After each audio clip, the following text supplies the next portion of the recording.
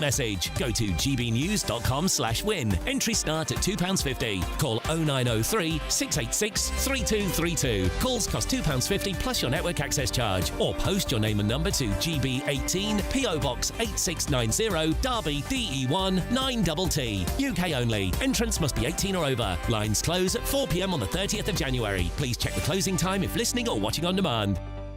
Bold. They are under no illusion. Ray. Are you a human trafficker? Boundless.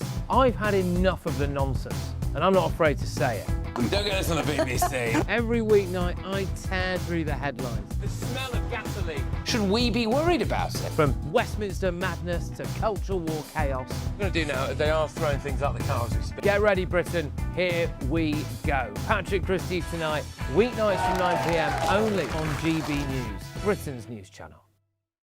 Hi, I'm Michelle Dewberry, and my show is your opportunity to cut through all the noise and dive in headfirst to some robust debates. Ideas clash. Situation, isn't it? Because the failure is... You're deliberately avoiding my point. Nothing's held back. And if you think this is the end of it, wait for more. And we do not shy away from the difficult stuff. Sometimes I want to shake people and say, if only you understood. So join me on Jubes & Co. weeknights at 6 p.m, only on GB News, Britain's news channel.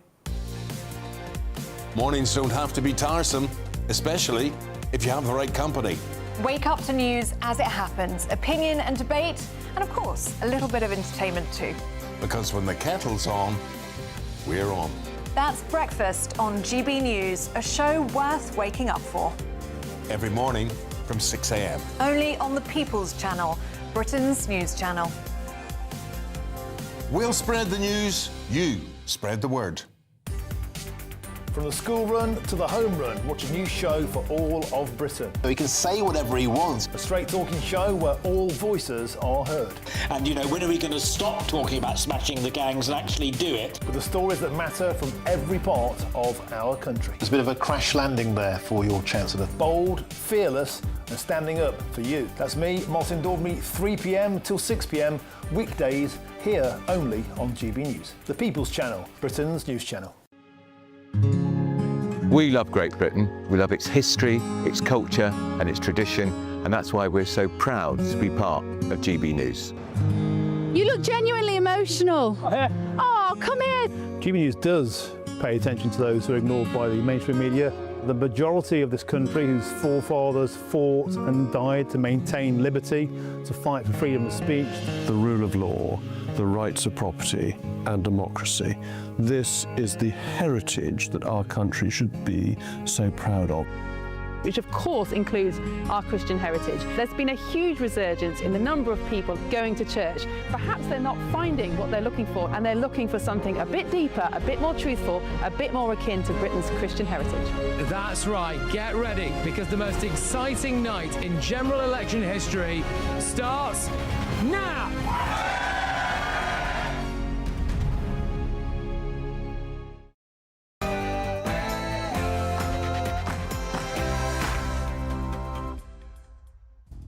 It's 9 p.m. I'm Patrick Christys. Tonight. Because this is what England means to me. It's about loving each other, no matter what colour you are, where you're from, or who your God is. Well, Sadiq Khan is slammed for his anti-British firework display and... Did you know what Islamic State were doing when you left for Syria? Because they had beheaded people, there were executions. Yeah, I knew about those things and I was okay with it. Brilliant. Shamima Begum is about to bring down the Labour government and get us out of the ECHR. Plus...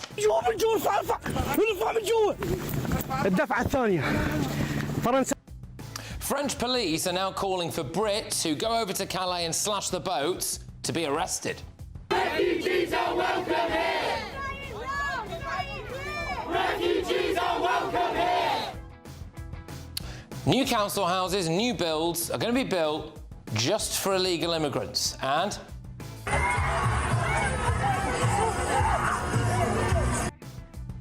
devastating story this. Around 40 people are dead. Another 150 are injured after an awful fire at a Swiss ski resort. On my panel tonight, we have got political commentator Chloe Dawes, we've got former Tory advisor James Price and former Labour advisor Susie Stride, and the multi-billion-dollar Somali daycare fraud story just keeps getting funnier. If childcare is cut, I'm unable to work or go to school. I understand fraud is bad.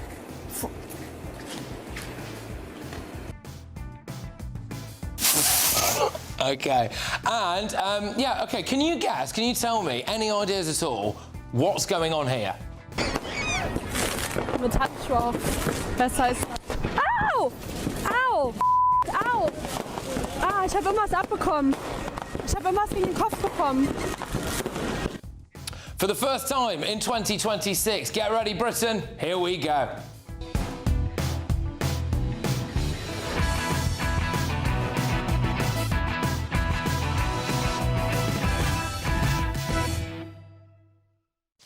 Those fireworks were offensive to Britain. Next.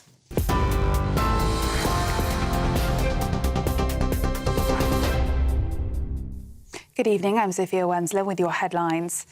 A vigil has been held following a fatal fire at La Constellation Bar in the Swiss ski resort of Crans, Montana, that killed 7 dozen people. The Swiss president gave an update on what he called one of the worst tragedies our country has ever known. Authorities say victims include several nationalities and many were young.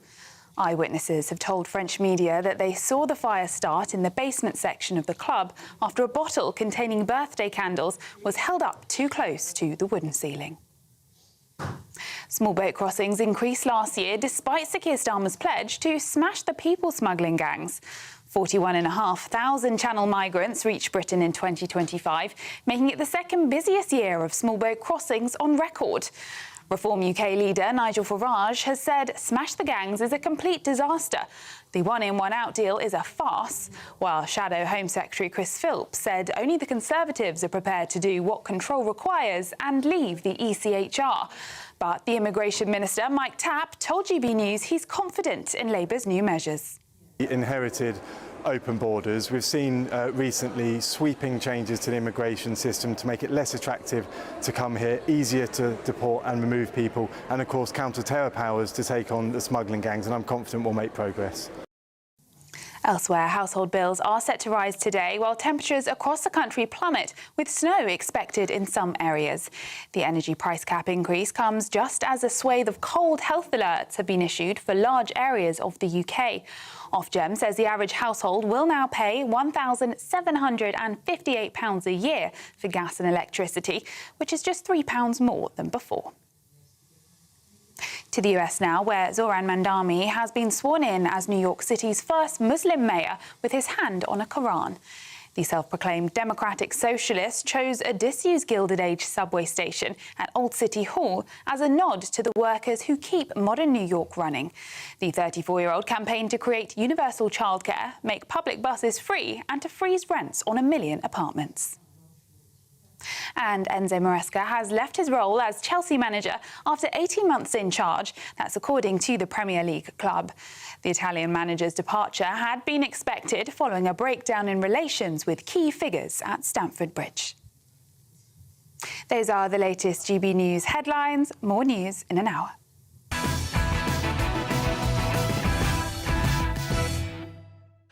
Good evening. Sadiq Khan strikes again. After a year that saw a record rise in anti-Semitism, a terror attack by a Syrian bloke called Jihad, a foiled terrorist attack by 2 Tunisian ISIS fanatics, and what seemed like near-daily stories about some asylum seekers committing sexual assaults on young women, he was out last night, still saying stuff like this. Unfortunately, we know there are bad people that want to cause us harm. We saw it happen in the synagogue in Manchester, when Jewish people were killed for no other reason but their faith. We saw it happen on Bondi Beach when Jewish Australians were celebrating Hanukkah. So we've got to be cognizant of us being a target. Why are we a target? Because of our diversity, because we respect each other, because we believe in pluralism. Oh, yeah, that's it, Sadiq. Yeah, absolutely 100% diversity is our strength. It turns out, though, that he does like borders when it suits him. Barricades and security all around his firework display, and the public was stopped from going to a public park to view the fireworks for free. Obviously, just to keep people out who didn't have a ticket. Nothing to do with Islamist terrorism. Say what you like about Sadiq Khan, but there's no way that he's some kind of narcissistic egomaniac or anything like that at all.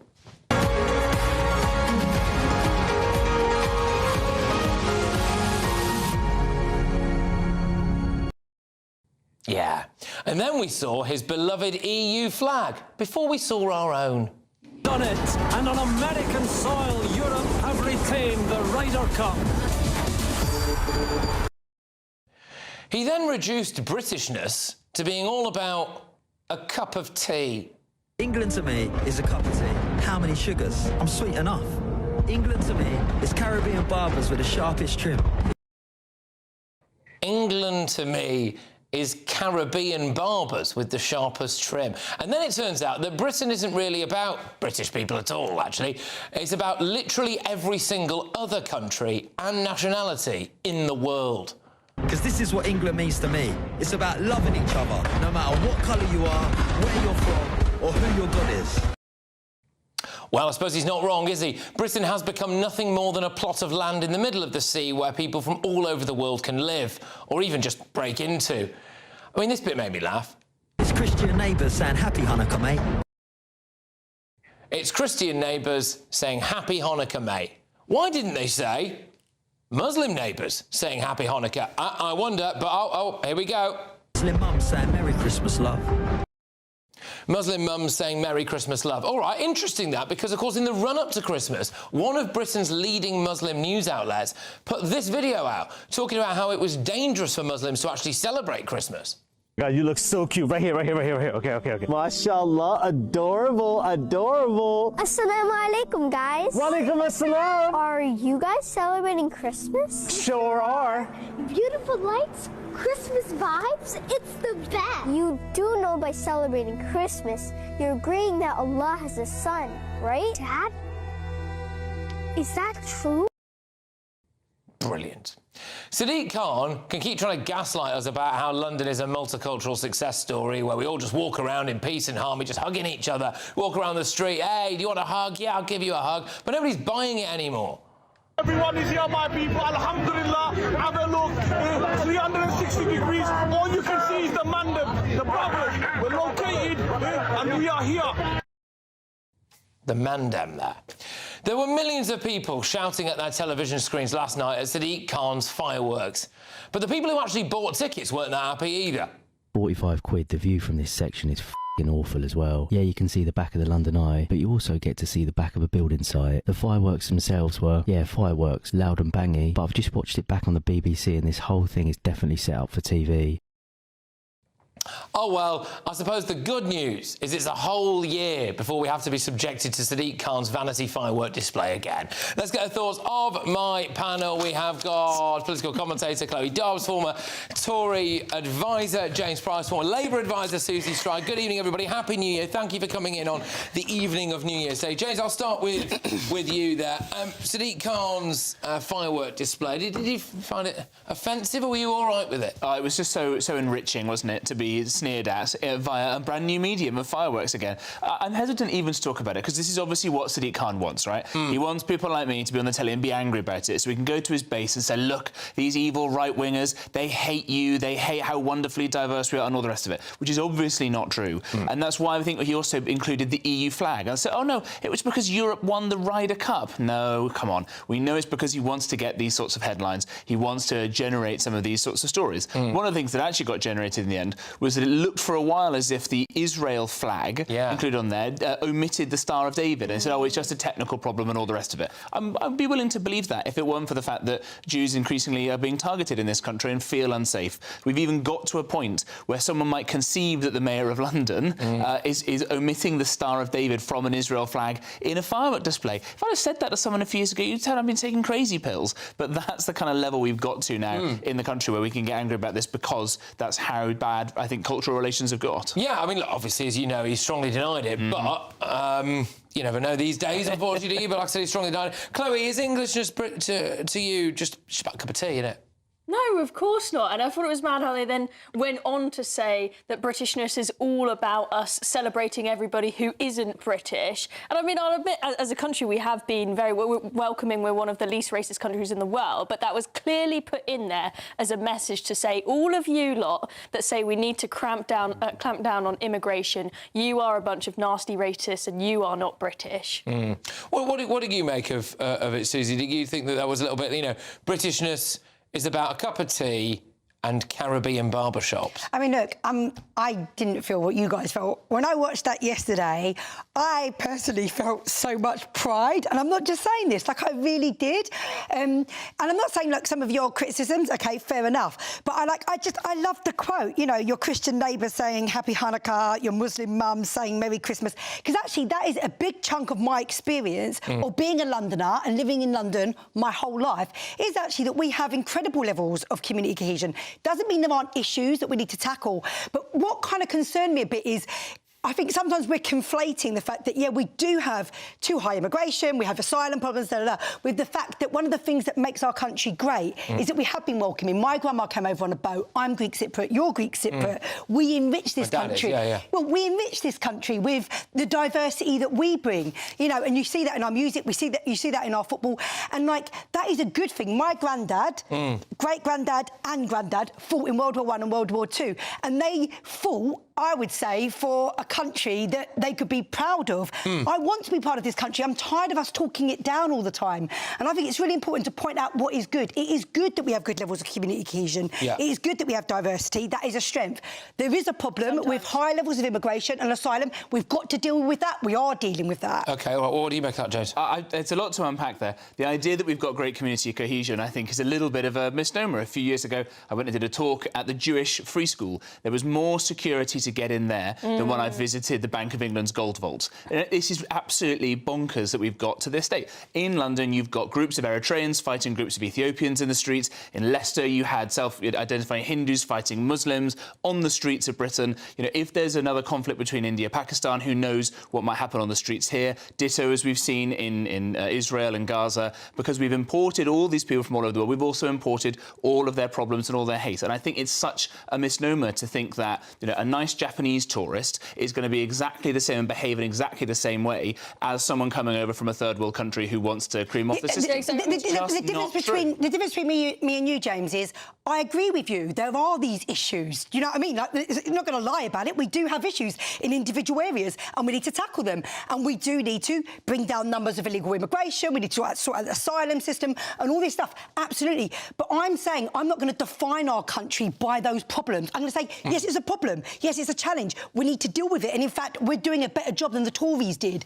But That's just yes, not true. Well, it is true. It is true. You guys left us in a bulging asylum system. The hotels came from your lot. It was a slow processing system, which is why we are where we are. And Shamima Mahmood's going to deal with it. But I'm just saying, come on, this is... Sorry, Shamima Mahmood. But I think it's really important to say this is a great country, and the talking down isn't good. We need to not conflate those two things. But this country, people are fed up in this country of having this diversity nonsense shoved down their throats. You've given us lovely examples of friends and family that you know that have integrated and contributed to this country. Everybody knows amazing people like that who have contributed to this country, but there are huge swathes of people who have come here and have committed crimes and are not integrating, and people are fed up of being fed this message that diversity is universally perfect and amazing. Do you not think it is a little bit offensive, though, James, that you know, Britishness to me is a cup of tea. I love a cup of tea. I like a cup of tea.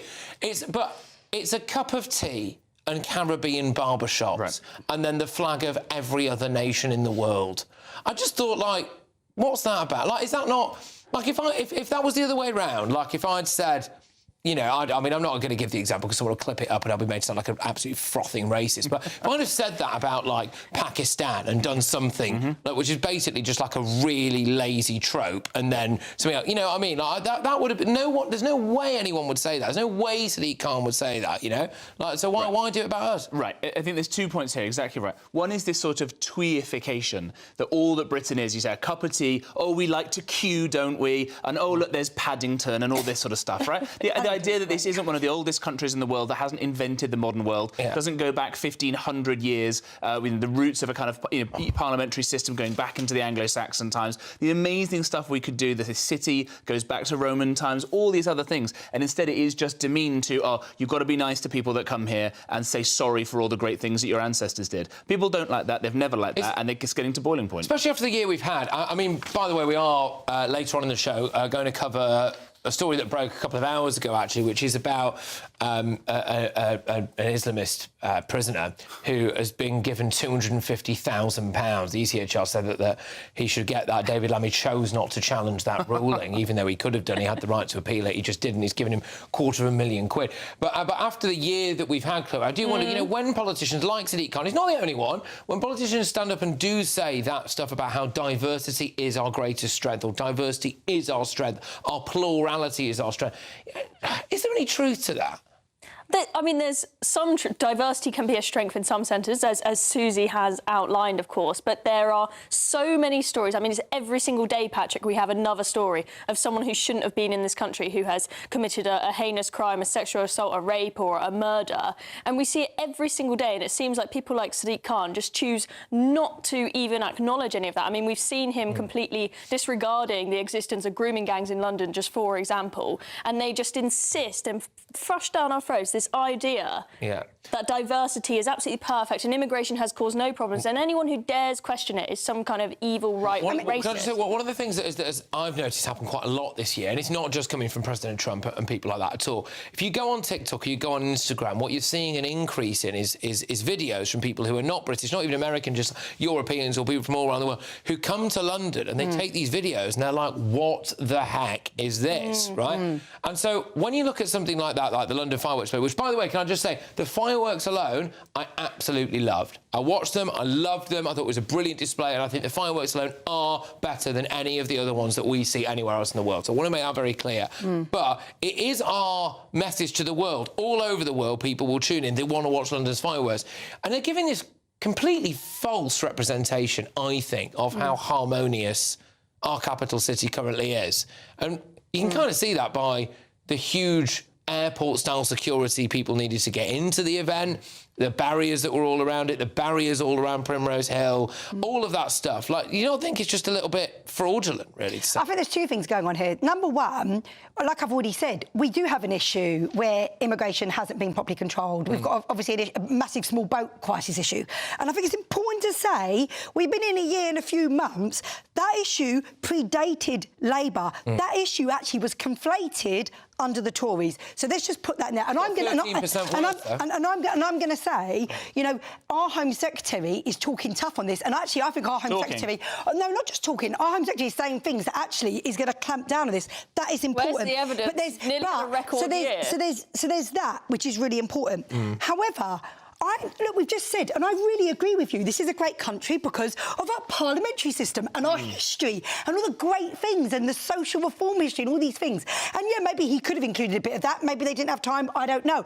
But at the same time, I'm really big on we are talking down our country too much. I don't like that. Okay. I think it's good that at that moment when people are watching the fireworks display that we're saying, actually, people aren't fighting in the streets. There are problems. And I tell you what, there are big problems. In the streets.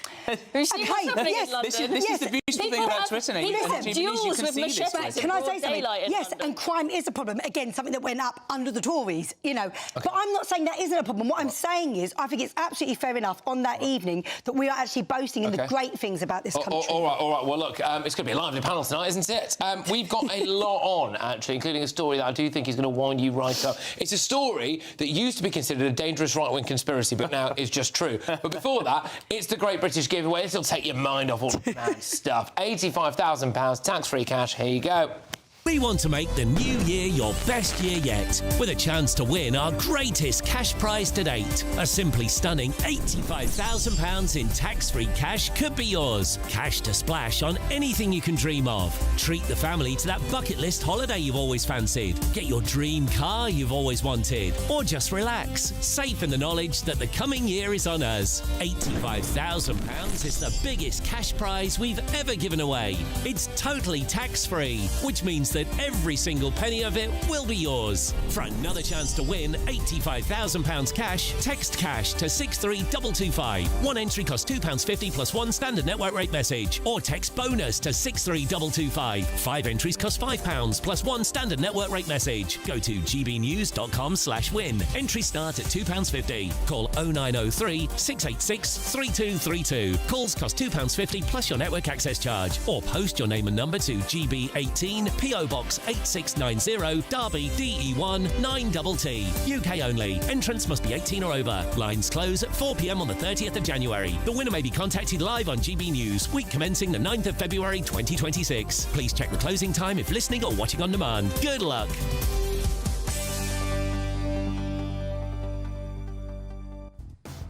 Yeah, well, I mean, this is an absolutely devastating story.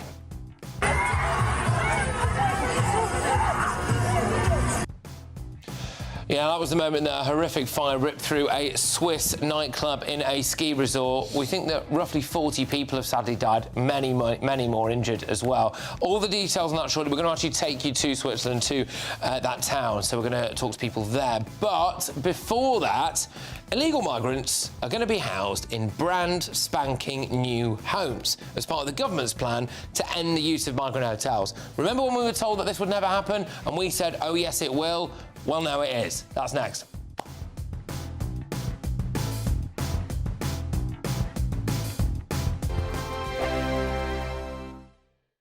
Britain was once the envy of the world. But look around. A nation that no longer knows what it is or where it's going. A country that's broken. How do we fix Britain? How do we bring it back? Friday night with Matt Goodwin at 8 p.m. only on GB News. Decisions made in Washington aren't just shaping America, they're shaping Britain too. From migration to global security, from crime to health. Whatever happens in the White House today will be felt in your town or city tomorrow. That's why The Late Show is live from Washington, D.C. Cutting through the politics to show you what it all means for Britain. The Late Show live every night at midnight. Only on GB News, Britain's news channel. Hi, I'm Michelle Dewberry, and my show is your opportunity to cut through all the noise and dive in headfirst to some robust debates. Ideas clash. Situation, isn't it? No, because the failure is you're deliberately avoiding my point. Nothing's held back, And if you think this is the end of it, wait for more. and we do not shy away from the difficult stuff. Sometimes I want to shake people and say, if only you understood. So join me on Jubes & Co. weeknights at 6 p.m. only on GB News, Britain's news channel. Mornings don't have to be tiresome, especially if you have the right company. Wake up to news as it happens, opinion and debate, and of course, a little bit of entertainment too. Because when the kettle's on, we're on. That's Breakfast on GB News, a show worth waking up for.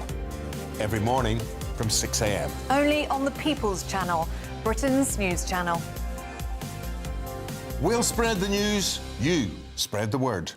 Britain deserves a newsroom that puts the facts and your voice first. Well, and that's what you get on GB News. Lively debates, lively conversation. And we're not afraid to hold power to account. And each other. So join me, Andrew Pierce. And me, Miriam Gates, for Britain's Newsroom, weekdays from 9:30 on GB News. You want to know what's really going on in the corridors of power? Labour don't know what to do with you half the time, and that makes you quite lethal in the chamber. Get behind the headlines with Chopper's Political Podcast. Join me, Christopher Hope, as I sit down with the great and the good of British politics. We'll see where this ruling takes us. These are the stories shaping our nation. Chopper's Political Podcast, available now on all platforms. Listen in and stay ahead. Join me, Nana Akwe, for an informative, interactive news programme with a difference. It's fun. No, he didn't say that, though. I'm so surprised. I think there's an element of truth to that. Join me from 3 p.m. every weekend, only on GB News, Britain's news channel.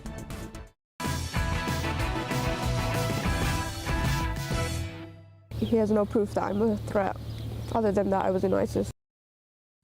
Yeah, no proof of threat other than that I was in ISIS. Anyway, I'm actually going to be thanking Shamima Begum at 10 p.m, so you're probably going to want to see that. But first, should illegal migrants, asylum seekers, be getting brand new council houses. It's happening. It's time for the head-to-head. It's important that we remember at this point that we were told that this was a dangerous right-wing conspiracy theory that would never happen.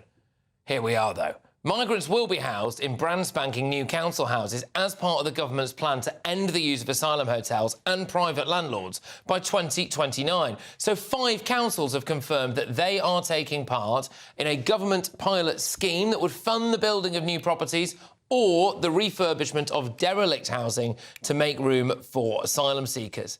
Well, the plans have obviously sparked fury, with 1.3 million Brits currently on the social housing waiting list. That was in England last year. Meanwhile, official figures show that there are 36,000 illegal migrants in hotels, around 71,000 in private dispersal accommodation. The government has pledged to end the use of hotels and rentals by 2029, yes.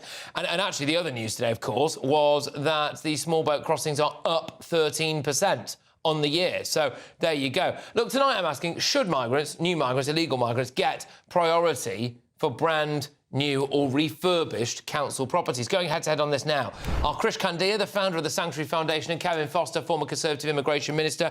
Chaps, Happy New Year. Thank you very much for joining us on this. Kevin, I'll start with you. So the pilot scheme will see 100 million quid in additional funding for the building of new properties or for the refurbishment of old derelict buildings in order to house asylum seekers. Your views? Well, if you wanted to draw up an idea that would inflame people the most, this is what you would draw up. It seems amazingly unfair to people, and you go into communities where there are clear social housing waiting lists to then go and build brand new properties. You know, the government suddenly finds money for that to house asylum seekers. You know, this isn't a refugee resettlement scheme. These are people who have predominantly crossed the channel illegally to enter our country. This strikes totally against the idea of fairness. It's going to inflame the local communities concerned, and it just shows how desperate the government's becoming to find solutions, having scrapped earlier plans for larger accommodation centres and the numbers still going up in the channel. So, Krish, I think maybe there's a bit of a misunderstanding about what people are angry about. So people aren't just angry about the fact that hotels are being used. They're angry about the numbers of illegal migrants and the fact that they are going to stay in Britain. I think arguably the only thing that could have made that worse is if you now tell people in parts of Britain that they're going to have to live next door to a load of them. But it's happening, isn't it? Happy New Year, Patrick and Kevin. Look, I think there is a huge problem with housing in the UK, no doubt about it, and we need to fix that. But if you compare housing people in hotels, which is incredibly expensive and no good for the asylum seekers, this scheme will save millions. They reckon £100 million is going to be put into this. That's how much the government currently spends per week to keep people in asylum hotels. So they're going to save an awful lot of money. And at the end of it, you're going to have some properties, which is more properties that other people can use when the asylum seekers have had their claims extradited and either sent home or given refugee status. They won't be able to stay in these homes forever, so those homes will also be available for other people. So this is an increase in stock. It's not an ideal solution, I agree with you, but there is a win here. It's a better system, it's going to save us money, and you're going to have more housing stock. Well, Kevin, do you want to come back to that? Well, the idea it would save money is debatable, given this type of thing is the sort of thing that attracts more people to come to the UK, therefore bringing greater costs for the UK taxpayer. It's certainly not going to deter anyone from thinking of coming to the UK from France or Belgium, which are patently safe countries where you could claim asylum if you needed to. And yes, it might in theory be slightly cheaper than renting out some hotel rooms, but that really isn't the point here. The point is that we need to actually take a very different approach with our asylum system. I compared it the other day. You know, 2022 was the highest year for the UK. That was also the highest year for the US southern border. President Trump in the last year has got down arrivals by 95%. He's not done it by building council houses for illegal migrants. Where's the justice here for British taxpayers, Krish, who are being hammered? We've got the highest tax burden since World War II. It's probably going to go up again. It never really seems to go down, does it? So probably going to go up again. People are being asked to fork out, pay through the nose relentlessly for things that they don't feel like they should. And then they look around now There's people who are struggling to get on the property ladder, people who might want to move but can't because of huge stamp duties, all of that stuff. And then in their town, or indeed village, they see a new housing development go up, one that they might like to live in themselves, and then all of a sudden they see groups of Afghan men or Sudanese people or people like that who've broken into Britain, essentially, being given those houses. Where's the justice there? Patrick, I'm really sympathetic with this. I have 3 older children who are looking for accommodation, and it is a nightmare to try and find affordable accommodation. One of my sons is a teacher. On a teacher's salary, he can't afford very much. So we totally understand the anger and upset. There isn't enough housing. We need to build more houses.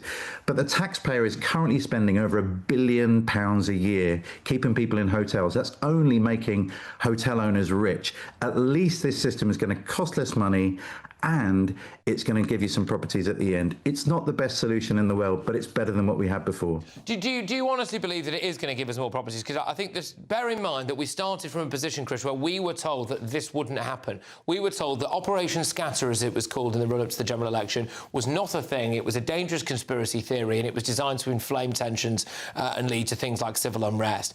And it is happening, isn't it? So if we are now being told, don't worry, at some point these asylum seekers are either going to be deported or what? They're going to get their asylum claim approved and then they're going to go and work as a neurosurgeon and be able to buy a massive pile in Surrey. It's not really going to happen, is it, Chris? I think, logically, they're going to stay in these homes, mate. Well, once someone's asylum claim has been sorted out, they often have to move on. In fact, that's one of the things that campaigners like me have been upset about. The move-on time is very quick, and sometimes people are then homeless even after being given refugee status. So once your asylum seeker status has been sorted out, you have to move on from that property. The other thing is, we've often talked about social integration, haven't we? And it's harder for people who are stuck in a hotel, don't have any neighbours, only get to meet people who speak their language, which could be Eritrean or Afghani. Now they're going to be integrated because they're going to be your neighbours.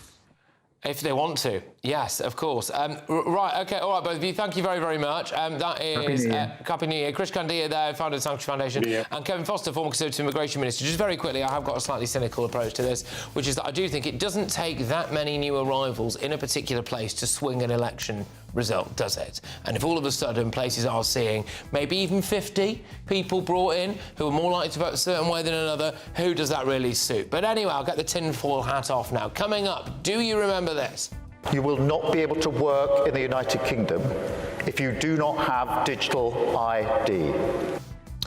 Well, that dystopian nightmare is about to get even worse because reports are suggesting that newborn babies could be allocated digital IDs. I'll reveal all very shortly. Before that, though...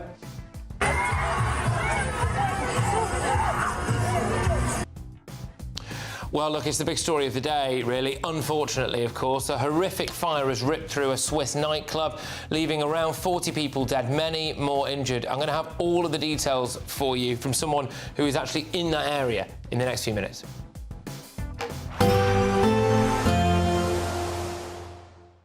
Be nice to escape the grey. Clear skies, here we come. As clear as our travel insurance. All Clear Travel Insurance sponsors GBNews Travel Destinations Forecast. Plenty of heavy and thundery rain across parts of southern Europe as we go through into the weekend. There's Storm Francis, which is heading towards Spain and Portugal, bringing heavy and thundery rain here. Also some heavy rain across parts of Italy, Slovenia, Hungary, Croatia, and the risk of some significant hill snow building up in parts as well. Into the weekend, well, there will be some dry weather around, but also further rain at times too. I'll see you later. All Clear Travel Insurance sponsors GBNews Travel Destinations Forecast. Good evening and welcome to your GB News weather update from the Met Office. Well, it's cold out there. We've got cold Arctic air coming down from the north. Snow showers across Scotland with ice and frost throughout this week and into the weekend. So high pressure to the west, low pressure towards the east, and that's what's driving this northerly flow. We've got to watch for this band of rain, sleet and snow across Northern Ireland. That will edge into Wales, into central and southern England as we go through tonight. So there is a Met Office snow and ice warning in force, especially through tomorrow morning, with icy stretches possible. Otherwise, a cold night to come, clear skies across northern England, but frequent snow showers still piling in across Scotland. So to start Friday morning then, it's a cold start out there. Frequent snow showers with accumulations building up, especially over higher ground, with still that strong northerly wind. Across Northern Ireland, it's a case first thing with some bright spells, but also some wintry showers. And then towards the south of that, we hold on to this cloud, rain, sleet and snow. Otherwise, as we go through the day, that cloud, rain, sleet and snow will gradually sink its way further southwards. So that leaves actually many of us through Friday with a lovely, fine and settled day. Plenty of winter sunshine, but across Scotland, that's where we still have frequent snow showers, heavy, and there is a amber warning in force, especially across eastern areas of Scotland. So 10 to 20 centimetres further, plus 30 to 40 over the highest routes. As we start Saturday morning then, it's going to be another cold start with icy stretches in places where we've seen any snow showers, but otherwise the main focus again into Saturday will actually be across north and eastern areas where there is another warning in force. That similar theme into Sunday, it's staying cold with icy stretches and frosts overnight. Bye-bye. In the GB newsroom, we bring you the news as it happens. With our team of dedicated journalists across the UK, we're ready to keep you up to date with what's happening every half an hour, every single day. Bulletins here on GB News, the People's Channel, Britain's news channel. Britain deserves a newsroom that puts the facts and your voice first. Well, and that's what you get on GB News. Lively debates, lively conversation. And we're not afraid to hold power to account. And each other. So join me, Andrew Pierce. And me, Miriam Cates, for Britain's Newsroom, weekdays from 9:30 on GB News. At GB News, we love to hear from you, our loyal community. So drop us a line at gbnews.com/yoursay. There you can talk to each other and also to the presenters live on air. gbnews.com/yoursay, because GB News is your channel, Britain's news channel.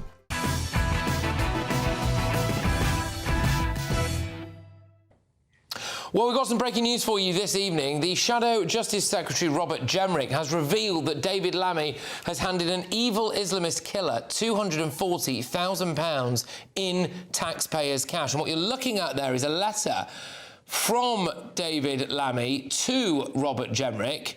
And we're going to read all that out to you later on. But the point here, really, is that David Lammy could have appealed this decision and chose not to. Why not? All the details very shortly. First, though, look, it's just an incredibly devastating story. This. At least 40 people have sadly been killed and 115 injured after a blaze ripped through a bar at a Swiss ski resort during New Year's Eve celebrations last night.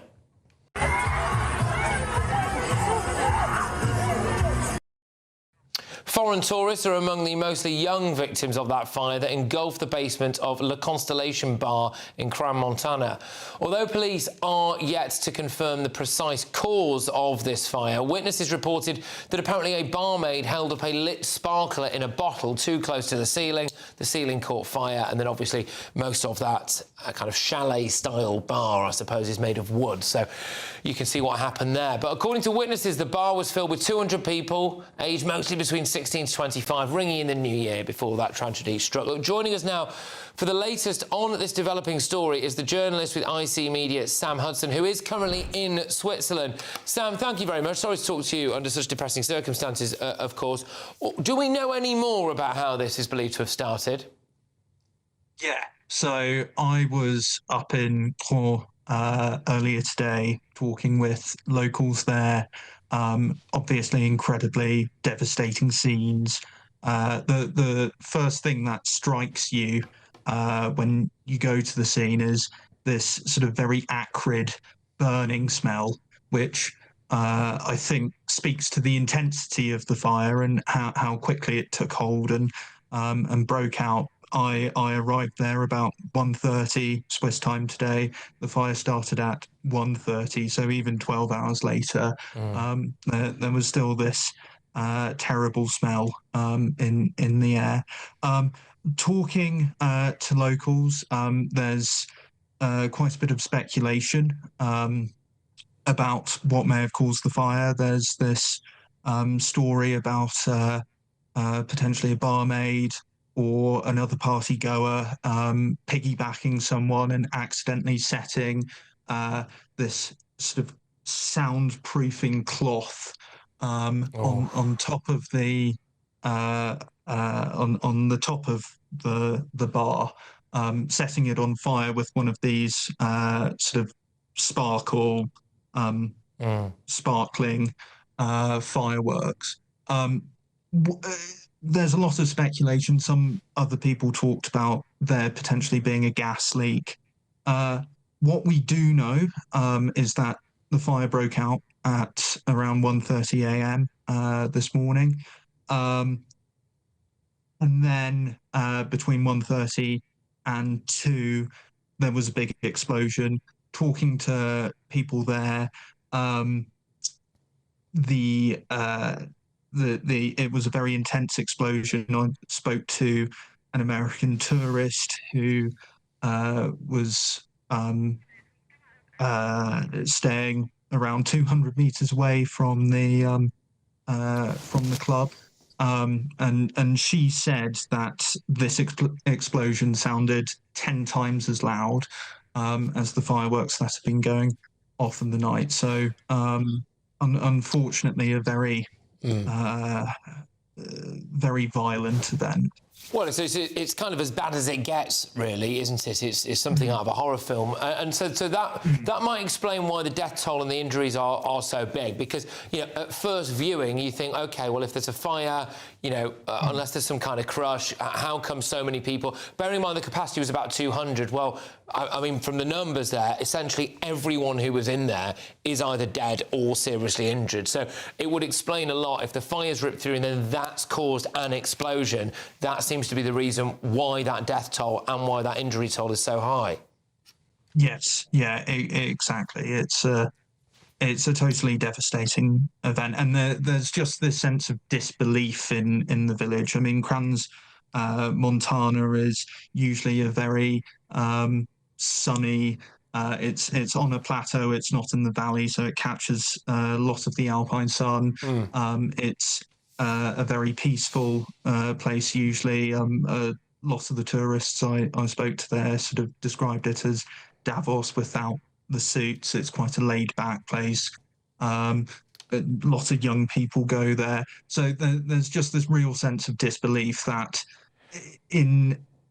such a tragedy could really strike such a usually peaceful and picturesque place at a usually joyous time of year. Especially, and obviously our thoughts go out to everyone who's been involved and their families and their wider families and everything. A complete devastating story there. Sam, thank you so much for coming on, though. We do appreciate it. Sam Hudson there, who's actually in Switzerland, who's been to that place there, hasn't he? So kind of reported from the scene for us there. But coming up at 10 p.m. He has no proof that I'm a threat, other than that I was in ISIS. And that's the proof, isn't it? But after the ECHR challenged the UK government over its Shamima Begum ban, shortly, I'm actually going to be thanking the ISIS bride, which is something I bet you never thought you'd hear me say. But before that, do you remember this? You will not be able to work in the United Kingdom if you do not have digital ID. Well, now it looks like newborn babies could be allocated digital IDs. I'll reveal all in just a tick. I'm Michelle Dewberry, this is Jubes & Co with you. Hello everyone, Patrick Christys here. GBNews, Britain's news channel. Access the stories that matter to you. Take the GBNews family with you on any device. And as long as you have an internet connection. Tune in to GB News, anywhere on the planet or beyond. GB News, the People's Channel, Britain's news channel. Hi, I'm Michelle Dewberry and my show is your opportunity to cut through all the noise and dive in headfirst to some robust debates. ideas clash. Situation, No, isn't it? no, Because the failure is you're deliberately avoiding my point. Nothing's held back, And if you think this is the end of it, wait for more. and we do not shy away from the difficult stuff. Sometimes I want to shake people and say, if only you understood. So join me on Jubes & Co. weeknights at 6 p.m. only on GB News, Britain's news channel. From the school run to the home run, watch a new show for all of Britain. So he can say whatever he wants. A straight talking show where all voices are heard. And, you know, when are we going to stop talking about smashing the gangs and actually do it? With the stories that matter from every part of our country. There's a bit of a crash landing there for your Chancellor. Bold, fearless and standing up for you. That's me, Martin Daubney, 3 p.m. till 6 p.m. weekdays, here only on GB News. The People's Channel, Britain's news channel. Westminster's full of talk, but out here, it's the real world. Am I allowed to talk now? No, that's it. This is where it matters, real people and real lives. That's what politics is all about. In fact, has Trump made a good start? No. Straight answers, no spin, and just a couple of pints. How many fingers have I got up? About 10. So join me for Lee Anderson's Real World every Friday at 7 p.m. only on GB News. The People's Channel, Britain's news channel.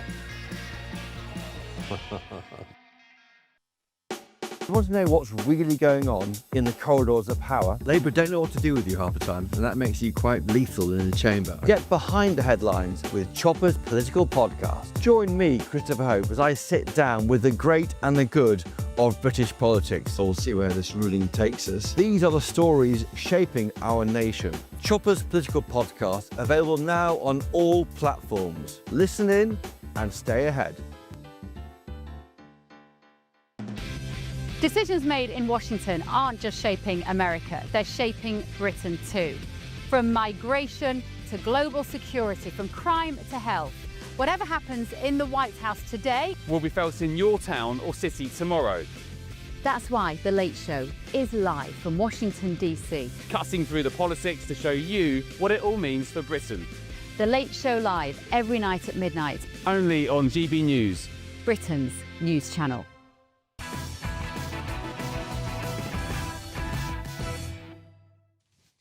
Yes, well, welcome back to Patrick Christys tonight. Some breaking news this evening is that David Lammy has handed an evil Islamist killer £240,000 of taxpayers' cash. It was a ruling by the ECHR. He chose not to appeal it, apparently. Remarkable, really, when you think about that, isn't it? But first, reports in the Daily Mail suggest that ministers have secretly discussed allocating newborn babies with digital IDs. In a significant expansion of the Prime Minister's policy, ministers have privately raised the prospect of issuing the new technology to children at birth, along with the traditional red book of health records given to new parents. I mean, it would mark a major expansion of the digital ID scheme, which is controversial to say the least. Apparently, you're going to need it to work, which means, of course, means it doesn't affect all of the foreign drug dealers and people that are working illegally in Britain, just us. I'm joined now by Danny Shaw, policing and crime commentator, former Labour advisor as well. OK, Danny, so, look, what do you make of this? I mean, we talk about slippery slopes quite often, don't we? I mean, this will be a kind of downhill ski event, wouldn't it, really, if indeed newborn babies are to be slapped with Starmer's digital IDs? It's a nice analogy, Patrick. Look, I think the first thing to say is that this is a report that's in a newspaper of some discussions that have taken place in Whitehall, and I personally favour the fact that you have these kind of discussions behind closed doors and you look at all the possible options and the advantages and the disadvantages before you come up with proposals. And we are awaiting proposals for the digital ID scheme. There's going to be a paper presenting the various options that's going to be consulted on. So I think we're right at the top of the ski slope. We're not at the bottom of it yet, to carry on the analogy. But I do think that there is merit to debating whether or not, if you're going to give people a digital ID, something that they can access benefits, that they can use every single time they need to verify their identity, why not do it with people who are very young? And then, obviously, for example, it makes it easier to access child benefits. Because at the moment, it's a requirement by law. If you have a baby, you have to register that baby There's no ifs, no buts about it. You register the birth. No one complains about that. Couple of things to this. I will say that I agree with you. Look, people have these ideas meetings, don't they? Things get said. I mean, some of the things that we've never brought to air, for goodness sake. But it kind of shows how mad they are, though. I think really that this was even on the table. So you've got the idea of the new, the digital ID scheme, and then it's like, well, why don't we do it for newborn babies? Before you weigh it, take a little picture of it, maybe take his or her fingerprints and get them on. And the other aspect is, Danny, could this not just be used for more state control from an earlier age? So you've got people here who are on a state database from the second that they come out of the womb, use it to do things like ban kids from social media, all of that stuff. Well, the first thing is that I think the government has said explicitly that there will be no state database when they have the digital ID scheme. It will simply work as a way of verifying your identity, rather than at the moment, every time you have to claim something or you apply for work, you've got to show a passport or driver's license and so on, nationality status. There'll be a simple one way of doing that. I think the other thing to say is that Patrick, at the moment, you have to register your baby's birth. That information is, if you like, collected by the state. It's there for people to see. It's not a secret. It's there already. You might not refer it to a database, but it in effect is a register of all the births. And you can. Well, it's his name, isn't it? It's their name. The children that I have had, the children that other people have had, the dates of birth, who the fathers are, etc. Now, you don't complain about that. So why not? At the point, when you have someone who's newly in the family, to assign them a digital ID through which you can claim various benefits, for example, child benefit, through which potentially the NHS could remind you when they need a vaccination, could ensure that, they're going to nursery, going to school and things like that. And then through those years, potentially, if there is to be a ban on social media for under 18s or under 16s, that could be a way of ensuring that those rules are complied with. I don't see that it's a problem. I certainly think it's worth having a debate rather than suggesting that there's some big my concern is not just what comes now. The state gets control over you.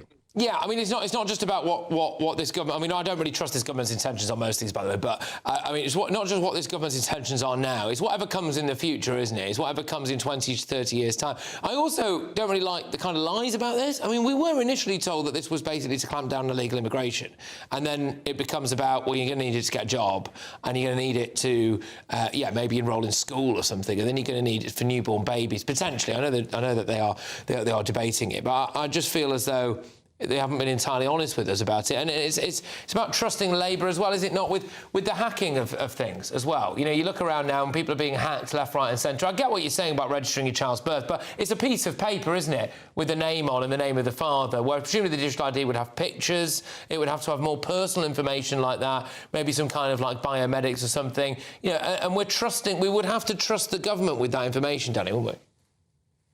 Yeah, but I think this is bringing people and bringing the state into the 21st century. I mean, there is a way at the moment, for example, if you've applied for a passport recently and you've done it online, how smooth that process is and how efficient that process is. And it's a way of making it, making other processes as efficient as that. That's only possible because we have smartphones and we're able to take a picture and the details can be checked, biometric details. This is a way of doing that, and this is for consultation. So please don't scare people. Absolutely. People are going to have their say on the proposals. It's still up for debate. It's still all up for debate. Danny, thank you very much, and Happy New Year to you. Political crime commentator, former Labour advisor. Right. OK, so look, at 10 p.m, I would actually quite like to thank Shamima Begum. Words you never thought I'd say, but I'll do it next. Expect warm spells with the odd rude interruption. Box Boiler sponsors the weather on GB News. Good evening and welcome to your GB News weather update from the Met Office. Well, it's cold out there. We've got cold Arctic air coming down from the north. Snow showers across Scotland with ice and frost throughout this week and into the weekend. So high pressure to the west, low pressure towards the east, and that's what's driving this northerly flow. We've got to watch for this band of rain, sleet and snow across Northern Ireland. That will edge into Wales, into central and southern England as we go through tonight. So there is a Met Office snow and ice warning in force, especially through tomorrow morning with icy stretches possible. Otherwise, a cold night to come, clear skies across northern England, but frequent snow showers still piling in across Scotland. So to start Friday morning then, it's a cold start out there. Frequent snow showers with accumulations building up, especially over higher ground, with still that strong northerly wind. Across Northern Ireland, it's a case first thing with some bright spells, but also some wintry showers. And then towards the south of that, we hold on to this cloud, rain, sleet and snow. Otherwise, as we go through the day, that cloud, rain, sleet and snow will gradually sink its way further southwards. So that leaves actually many of us through Friday with a lovely, fine and settled day. Plenty of winter sunshine, but across Scotland, that's where we still have frequent snow showers, heavy, and there is an amber warning in force, especially across eastern areas of Scotland. So 10 to 20 centimetres further, plus 30 to 40 over the highest routes. As we start Saturday morning then, it's going to be another cold start with icy stretches in places where we've seen any snow showers, but otherwise the main focus again into Saturday will actually be across north and eastern areas where there is another warning in force. That similar theme into Sunday. It's staying cold with icy stretches and frosts overnight. Bye-bye. Expect warm spells with the odd rude interruption. Boxed Boilers sponsors the weather on GB News. We want to make the new year your best year yet, with a chance to win our greatest cash prize to date. A simply stunning £85,000 in tax-free cash could be yours. Treat the family to that bucket list holiday you've always fancied. Get your dream car you've always wanted. Or just relax, safe in the knowledge that the coming year is on us. For another chance to win £85,000 cash, text cash to 63225. One entry costs £2.50 plus one standard network rate message. Or text bonus to 63225. 5 entries cost £5 plus one standard network rate message. Go to gbnews.com/win. Entries start at £2.50. Call 0903 686 3232. Calls cost £2.50 plus your network access charge. Or post your name and number to GB18 PO Box 8690 Derby DE1 9TT. UK only. Entrance must be 18 or over. Lines close at 4 p.m. on the 30th of January. Please check the closing time if listening or watching on demand. Good luck. Hi, I'm Michelle Dewberry and my show is your opportunity to cut through all the noise and dive in headfirst to some robust debates. Ideas clash. Situation, isn't it? Because the failure is... You're deliberately avoiding my point. Nothing's held back. And if you think this is the end of it, wait for more. And we do not shy away from the difficult stuff. Sometimes I want to shake people and say, if only you understood. So join me on Jubes & Co weeknights at 6 p.m, only on GB News, Britain's news channel. Join me, Nana Akwe, for an informative, interactive news programme with a difference. It's fun. No, he didn't say that, though. I'm so surprised. I think there's an element of truth to that. Join me from 3 p.m. every weekend, only on GB News, Britain's news channel. From the school run to the home run, watch a new show for all of Britain. He can say whatever he wants. A straight-talking show where all voices are heard. And, you know, when are we going to stop talking about smashing the gangs and actually do it? With the stories that matter from every part of our country. There's a bit of a crash landing there for your Chancellor. Bold, fearless and standing up for you. That's me, Martin Dawdney, 3 p.m. till 6 p.m, weekdays, here only on GB News. The People's Channel, Britain's news channel. Britain deserves a newsroom that puts the facts and your voice first. Well, and that's what you get on GB News. Lively debates, lively conversation. And we're not afraid to hold power to account. And each other. So join me, Andrew Pearce. And me, Miriam Gates, for Britain's Newsroom, weekdays from 9:30 on GB News. At GB News, we love to hear from you, our loyal community. So drop us a line at gbnews.com/yoursay. There you can talk to each other and also to the presenters live on air. gbnews.com/your say, because GB News is your channel, Britain's news channel.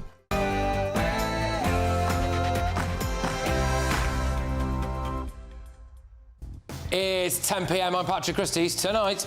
Did you know what Islamic State were doing when you left for Syria? Because they had beheaded people, there were executions. Yeah, I knew about those things and I was okay with it.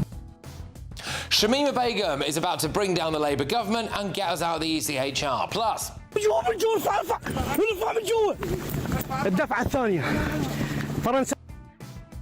French police call for Brits who slash boats in France to be arrested. Also tonight.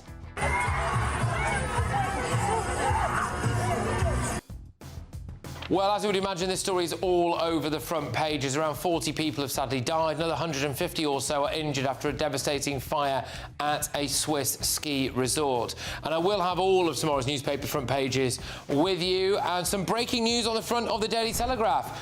So it's an evil Islamist killer who also held a prison officer hostage has now been handed £240,000 of your taxpayers' money. Who by? Well, of course, it's mastermind David Lammy. Now, apparently this was an ECHR ruling which he has chosen for some reason not to appeal. Why not? On my panel tonight, we have got political commentator Chloe Dobbs, we've got former Tory advisor James Price, former Labour advisor Susie Stride. And you know this multi-billion-dollar Somali daycare fraud story? It just keeps getting funnier. If childcare is cut, I'm unable to work or go to school. I understand, fraud is bad.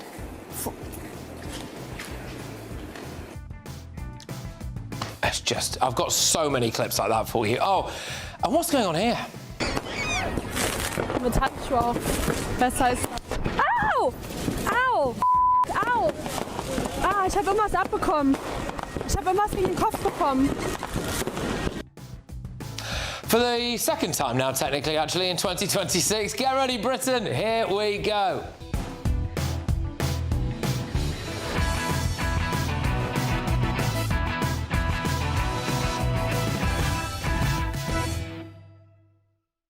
Hear me out. I think this country might owe Shamima Begum a debt of gratitude. That's next.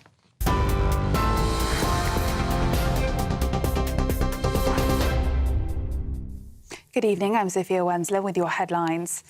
A vigil has been held following a fatal fire at La Constellation Bar in the Swiss ski resort of Crans, Montana that killed 7 dozen people. The Swiss president gave an update on what he called one of the worst tragedies our country has ever known. Authorities say victims include several nationalities and many were young. Eyewitnesses have told French media that they saw the fire start in the basement section of the club after a bottle containing birthday candles was held up too close to the wooden ceiling. Small boat crossings increased last year despite Sir Keir Starmer's pledge to smash the people smuggling gangs. 41,500 Channel migrants reached Britain in 2025, making it the second busiest year of small boat crossings on record. Reform UK leader Nigel Farage has said smash the gangs is a complete disaster. The one-in, one-out deal is a farce, while Shadow Home Secretary Chris Philps said only the Conservatives are prepared to do what control requires and leave the ECHR. But the Immigration Minister, Mike Tapp, told GB News he's confident in Labour's new measures. Inherited open borders. We've seen recently sweeping changes to the immigration system to make it less attractive to come here, easier to deport and remove people, and of course counter-terror powers to take on the smuggling gangs, and I'm confident we'll make progress. Elsewhere, household bills are set to rise today, while temperatures across the country plummet, with snow expected in some areas. The energy price cap increase comes just as a swathe of cold health alerts have been issued for large areas of the UK. Ofgem says the average household will now pay £1,758 a year for gas and electricity, which is just £3 more than before. To the US now, where Zohran Mamdani has been sworn in as New York City's first Muslim mayor with his hand on a Quran. The self-proclaimed democratic socialist chose a disused Gilded Age subway station at Old City Hall as a nod to the workers who keep modern New York running. The 34-year-old campaigned to create universal childcare, make public buses free and to freeze rents on 1 million apartments. And Enzo Maresca has left his role as Chelsea manager after 18 months in charge. That's according to the Premier League club. The Italian manager's departure had been expected following a breakdown in relations with key figures at Stamford Bridge. Those are the latest GB News headlines. More news in an hour.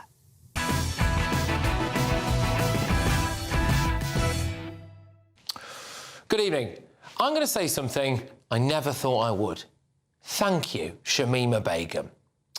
This one ISIS bride from Tower Hamlets is probably about to bring down the Labour government and get us out of the ECHR. Now, the ECHR is challenging the UK's ban on Begum ever returning to the UK after her lawyers brought an appeal. So how do we think the ECHR is going to rule? Well, previously, judges from countries like Montenegro, Latvia, Liechtenstein and Slovenia have decided that al-Qaeda fanatic Abu Qatada couldn't be deported. Do you know who actually represented Abu Qatada in an earlier case? Yes, it's our now Prime Minister Sir Keir Starmer. Classic. The ECHR ruled that we couldn't deport someone because their son didn't like foreign chicken nuggets, that we couldn't enact the Rwanda plan, and it also allowed Gazans into Britain. In 2024, it sided with a bunch of geriatric Swiss women who argued that their age and gender made them particularly vulnerable to life-threatening heat waves caused by climate change. So the ECHR is pretty obviously going to say that we have to take Shamima back. And this will be a nightmare for Labour. Why? Well, Sir Keir Starmer's Attorney General and close friend, Lord Hermer, said this Labour government would never deviate from an ECHR ruling. Now, I'm proud to say that since taking office, this new United Kingdom government has taken steps to uphold our obligations and the international rules-based system. The new United Kingdom government will never withdraw from the European Convention on Human Rights or refuse to comply with judgments of the court. There you go. That is just black and white, isn't it? So, the Home Secretary Shabana Mahmood is saying that she will fight any attempt to bring Shamima back. And that, my friends, is a problem for Labour. The Immigration Appeals Commission, the Supreme Court, the Court of Appeal and then the Supreme Court again have all said that Shamima Begum should not be allowed back to Britain. So when a load of anonymous foreign judges in a foreign country tell us that we have to take her, I don't think the British public are going to like that very much. And if Sir Keir Starmer sides with his international lawyer mates, I think that's pretty much game over for him. But it will also be game over for the ECHR. There'd be demonstrations, there'd be massive calls to leave, and at the next election, people will vote for whatever party says that they will take us out of it. So thank you, Shamima, for being about to bring down a Labour government and for helping to restore full sovereignty back to the British legal system. I would also like to thank her for giving me another excuse to play these clips. This is her saying there's no evidence she's a threat. I don't see why he would see me as a threat. I'm a 19-year-old girl with a newborn baby. I don't have any weapons. I don't want to hurt anyone, even if I did have weapons or anything. So he has no proof that I'm a threat, other than that I was in ISIS, but that's it. Yeah, I mean, the ISIS thing is quite a big deal, actually. And she was actually all right with ISIS atrocities. Did you know what Islamic State were doing when you left for Syria? Because they had beheaded people, there were executions. Yeah, I knew about those things and I was okay with it. Bingo. So, I personally really like the PR job they've tried to do on her. So she went from ISIS bride Shamima, boo, hiss, oh no, to totally normal girl next door Shamima. Hello, fellow liberal Westerners. Forgot about the fact that I was in a jihadi death cult. I like baseball caps and lipstick now. I am one of you. And then she went one step further. She offered to help fight terrorism if we bring her back to Britain. Oh yeah, fantastic. That would be like me and the SAS offering to go to Calais to do a humanitarian mission to help the human traffickers. Look, Wouldn't it just be absolutely delicious if it turns out that of all the things, it's a jihadi bride from Tower Hamlets that finally ends Sir Keir Starmer's political career? Let's get the thoughts of my panel this evening. We have got former Tory advisor James Price, political commentator Chloe Dobbs, former Labour Party advisor Susie Stride. James, start with you. So, look, I mean, I think this might be it. I mean, Shamima could bring down Labour and get us out the ECHR. Yeah, I mean, I stand corrected on the previous hour. Maybe diversity is our strength if this is what's going to do this. Look, I used to actually think that this was our problem. We allowed a 15-year-old girl to be so radicalised by Islamist terrorist ideology and to slip away that it should be the British state's responsibility to bring her back and make her face justice. I used to think that. Unfortunately, I think the situation in this country is now so dire in so many ways that if we can shorn ourselves of these sorts of problems and have this person who just admitted there, I always forget this, admitted she knew all the beheadings, she knew presumably about the kind of open-air sex slave auctions that were going on, and the mass rapes and beheadings and killings and all the rest. She was fine with all of that. But forget this about her at this point. We don't need to have these people in our country. Why would we want them here? But, of course, the foreign judges in the ECHR apparently know better. And I think you're right, this is going to cause a massive problem. Shabana Mahmood is going to try and look tough on all of this, but she's going to be outvoted by Keir Starmer, who built his entire career on the idea that international law is more important than British domestic law. It's going to be the most almighty Barney, and the country is going to be able to see that Labour prioritises the rights of people like Shamima Begum over the rights of the rest of us. Well, I mean, logic and past form from the ECHR would strongly suggest that they're going to side in Shamima Begum's favour. So let's just assume that happens. And we know that the Attorney-General is on record saying that this government will never, ever deviate from an ECHR ruling. So she would come back. Yeah, we would have to take her. I mean, Keir Starmer, our Prime Minister, being a human rights lawyer, there is no way that he would ever go against his human rights lawyer, mate. It's absolutely not going to happen. And he's really skating on thin ice at the moment when we have just had, over the past week, this story about Alaa Abdel Fattah, where we've had someone who's put up these tweets glorifying terrorism, saying we need more suicide bombings and whatnot. He's been welcomed with open arms by the Prime Minister, Yvette Cooper and David Lammy. That is making him look like a terrorist sympathiser. And then if he ends up submitting to the ECHR, when all the UK courts have said absolutely no way this girl's not allowed back in the country, he is going to look bad. And then, of course, we've got the story that's just come out in the Telegraph this evening about our government signing off on 240k being handed to a terrorist in prison because he wasn't allowed to hang out with the other terrorists in prison that he wanted to be with. Yeah, which David Lammy did not appeal. Yeah. He didn't appeal that So ruling. it's really starting to look like this government are a load of terrorist sympathisers, and all of this together, if Shamima comes back, that's like the cherry on top of the cake. Well, that do may you lead think, to his on downfall. that then, Susie, do you think that if we're going to talk about this a bit more at 10:30, by the way, but this, I mean, he's just a jihadi, right? And David Lammy has chosen not to appeal the ECHR on that. If Shamima comes back, do you think it does make the government look like they're terrorist sympathisers? I think it's really important to look at what's going on here. You know, the Home Secretary has made it very, very, very clear that she is not going to allow Shamima to come back. So if she says she's going to do everything she can to fight the case, so she will argue against the ECHR. But if they ultimately rule that Shamima Begum has to come back, she will be back in the country. No, that's not what actually she said. Because also, whatever they rule, that actually has no hold here anyway. I think there is no way, absolutely no way, they're going to allow her to be... And Keir Starmer has said that, and our Home Secretary has said that. So you think they will ignore the ECHR ruling, even though Lord Hermer has said very clearly there that we will never ignore an ECHR ruling, and we have a human rights lawyer as our Prime Minister? I think they're going to do... I think they're going to do what she said she's going to do, which is protecting rights, not supporting terrorism. Who's right? Made it very... Shamima's right. She's made it very, very clear. I mean, I think it's really interesting, actually, when you look at what Shabina Mahmood has said on this. She's going to do everything she can to fight the ECHR. She has made it very clear that the rulings that have happened, she supports. She's made it very, very clear she's going to fight and to make sure that she's not allowed back in the country.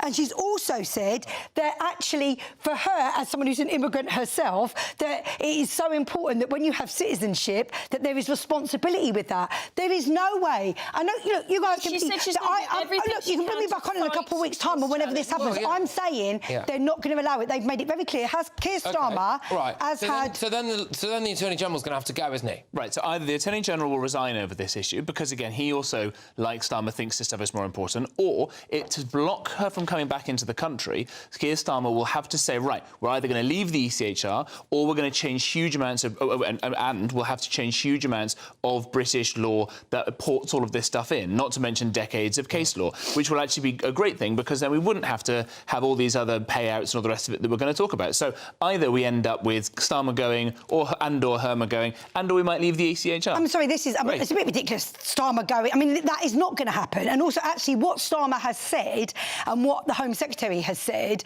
is that we are going to change domestic law in this country so that parts of the European legislation cannot be applied in the way that they're applying it, because we all agree it's ridiculous. Some of it is balmy. You know, people that have broken the law... Well, he didn't think that when he used it to have a job. So, like, when he defended Abu Qatada, or he defended Hizb ut-Tahrir, which is a now banned terrorist organisation, or when the likes of Lord Hermer worked with Jerry Adams. Well, yeah, but I'm saying in the last 6 months... I'm saying in the last 6 months...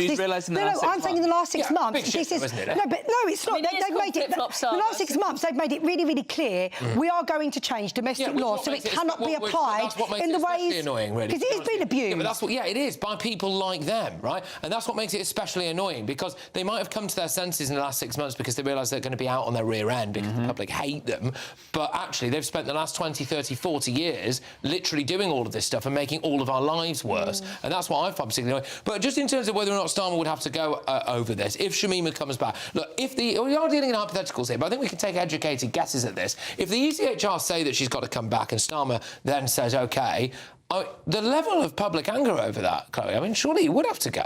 Yeah, I mean, if it was just that alone, then maybe not. But when it is at a time when he is on his last legs already, I mean, there was loads of talk of will he even still be in office at Christmas? He's made it past Christmas, and now everyone's saying by May he might be gone. Andy Burnham and various others all making moves trying to get rid of the guy. Shamima Begum coming back could be the last nail in the coffin that just pushes him over the edge. Be prepared to see this on leaflets going into the May elections by the Reform Party and the Conservatives. I've really seen, not that I've been looking at polling, but just the general consensus from people over the past week with the Alaa Abdel Fattah, people are particularly outraged about that. And I thought, after seeing that before the Shamima Begum story came out, that could be the end of him. And now this on top, and the 240k handed to this terrorist in prison. I think this is all within a week, actually, isn't it, really? I mean, this is all within a week. You've got the Al Fattah case where they are, and it doesn't look like they're making any attempt now whatsoever to try to deport this guy. There were they love him. Clearly no background. Well, yes, this is the thing, isn't it? I personally don't buy the idea that no one was aware of this guy's tweets. I don't buy it. I don't buy the idea that no one was aware of his sister's tweets. I think that's ridiculous. I think the much more sensible conclusion to come to is that people were aware of his tweets and they either didn't mind them or they wanted to ignore them because they were desperate for him to be a nice guy. And then you've got the Shamima Begum situation, and then you've got this rampant jihadi who took a prison officer hostage who's just been awarded £240,000. Thank you very much, David Lammy. Look, it's an absolute horror show what's going on. I mean, Susie, you actually are of the view, am I right in saying that you don't think she should come back? I think you are... Yeah, no, I mean, I agree with our Home Secretary. I think, I think the minute she decided to go over there and be with ISIS, I think she gave up her right to British citizenship. And I think the vast majority of people, believe that and support that, including our Home Secretary including our Prime Minister. And I actually believe they are going to hold a very hard line on that. Talks of... Susie, would you, if it is the case that the ECHR keeps forcing this point then, that Shamima has to come into the country, would you back leaving the ECHR? Because it trumps what Shabana Mahmood and Keir Starmer say they want to do. Can I just say, I have a big problem with it being abused and used in the wrong way. Someone would be stupid if they said that isn't happening. That is what's happening. The Home Secretary and Keir Starmer have made it very clear that we are going to change the law in this country so that it cannot be misused, so we don't have these random stories. I mean, I think the chicken nugget one possibly wasn't, as black and white as that. But ultimately, it's been abused. So they're going to change the law so it cannot be misused in that way. That is very important. But I'm not sure that's your going to keep Shamima Begum away, specifically for, I think, I'm saying we need to look at the facts. The Home Secretary's made it very clear she's got a hard line on this. OK, well, there you go. Well, look, we'll see what happens. I mean, I would be willing to put a tenner on it, and I think that the ECHR will say she has to come back. I think that puts the Labour government in an incredibly difficult situation. And look, you know, Lord Hermer has said, we've played the clip of him, he said she's going to have to come back. What will happen there? But anyway, a Home Office spokesperson has said the government will always protect the UK and its citizens. That is why Shamima Begum, who posed a national security threat, interesting use of past tense there, by the way, had her British citizenship revoked and is unable to return to the UK. We will robustly defend any decision made to protect our national interests. There you go. That's their line. They're sticking to it. Well, yeah, we'll see. There's still a few other... Maybe back on if anything changes. All right. Right, OK, so, yeah, a couple of really big stories for you, especially in terms of what's been going on in Calais, by the way. But before that, £85,000 in tax-free cash. What a way to kickstart your year. Here's how you can be in it to win it. We want to make the new year your best year yet, with a chance to win our greatest cash prize to date. A simply stunning £85,000 in tax-free cash could be yours. Cash to splash on anything you can dream of. Treat the family to that bucket list holiday you've always fancied. Get your dream car you've always wanted. Or just relax, safe in the knowledge that the coming year is on us. £85,000 is the biggest cash prize we've ever given away. It's totally tax-free, which means that every single penny of it will be yours. For another chance to win £85,000 cash, text cash to 63225. One entry costs £2.50 plus one standard network rate message. Or text bonus to 63225. 5 entries cost £5 plus one standard network rate message. Go to gbnews.com/win. Entries start at £2.50. Call 0903 686 3232. Calls cost £2.50 plus your network access charge. Or post your name and number to GB18 PO Box 8690 Derby DE1 9TT. UK only. Entrance must be 18 or over. Lines close at 4 p.m. on the 30th of January. The winner may be contacted live on GB News, week commencing the 9th of February 2026. Please check the closing time if listening or watching on demand. Good luck.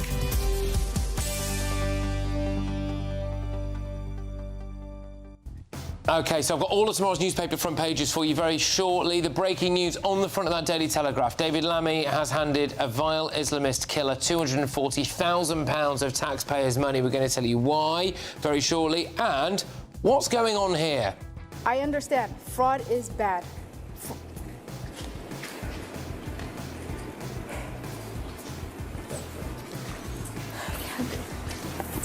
There are wait lists for these programs that are year. Oh, yeah, the Somali daycare fraud stories just gets worse by the minute. But a GB News exclusive for you next. French officials have called for Brits who go over to Calais to slash the migrant boats to be arrested. All of that in a few minutes.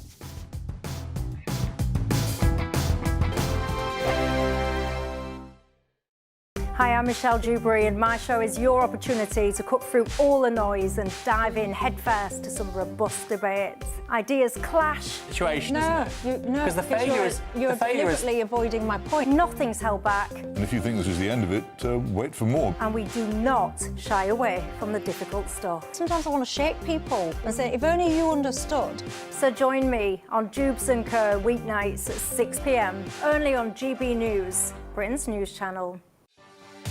Martin Daubney, weekdays from 3 p.m. I think it's just good, honest, humble food. And yeah, as people get away from the ultra-processed stuff and get back to their roots, and what's better than a good jacket potato? Do you know what? Sales of jacket spuds have gone through the roof. The big potatoes at Waitrose. There's been a 178% increase in people looking at recipes. And I just think it's wholesome, it's affordable, it's comfortable, you know, it makes you feel good, it's back to basics. That, I think, at the moment, sums up the nation. I think very much it being affordable as well, with the climate we're living in at the moment, it definitely helps knowing, you know, you're putting food on the table for a reasonable price, and people appreciate that. And it's good, honest food. You can feed your kids, and kids are seeing it on social media, and they're getting excited about it as well. So they're not like, you know, obviously everyone sees all the big brands, and now there's all these, you know, jacket potato people out there, and we're giving them something that's healthy, and they want to eat it. And I think the parents appreciate that. And Ben, I've seen your videos. They queue around the block to get to you. If people are in the mood to cook a potato tonight, of course, we don't want to affect your sales. What is your sort of top of the pops spud recipe? Give it to us. Oh, it's all about variety. It's picking the right potato is really important. Get a nice melody or a cara or culture or something like that. Nice and big. In the oven, if you can, hour and 20. Get a nice crispy skin on there. Loads of butter, loads of cheese, and a nice curry on top or something. That's my go-to. Ooh. Now that was a final little curveball they threw at the last minute there, Ben. GB News, the People's Channel. From the school run to the home run, watch a new show for all of Britain. So he can say whatever he wants. A straight-talking show where all voices are heard. And, you know, when are we going to stop talking about smashing the gangs and actually do it? With the stories that matter from every part of our country. There's a bit of a crash landing there for your Chancellor. Bold, fearless and standing up for you. That's me, Martin Daubney, 3 p.m. till 6 p.m, weekdays, here only on GB News. The People's Channel, Britain's news channel.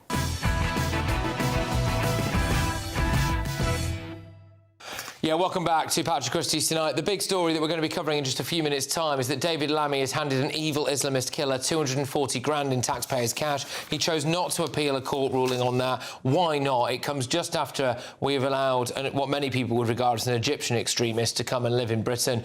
You know, it's just one thing after another, isn't it? All the details very shortly. But first, though, this is a GB News exclusive. We can reveal that an anti-migrant activists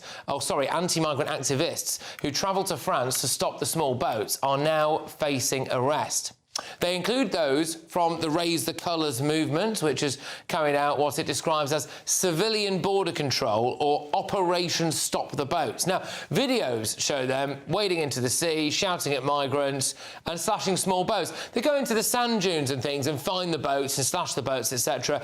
Obviously, what they are trying to do is to stop those boats being used to import illegal migrants into Britain.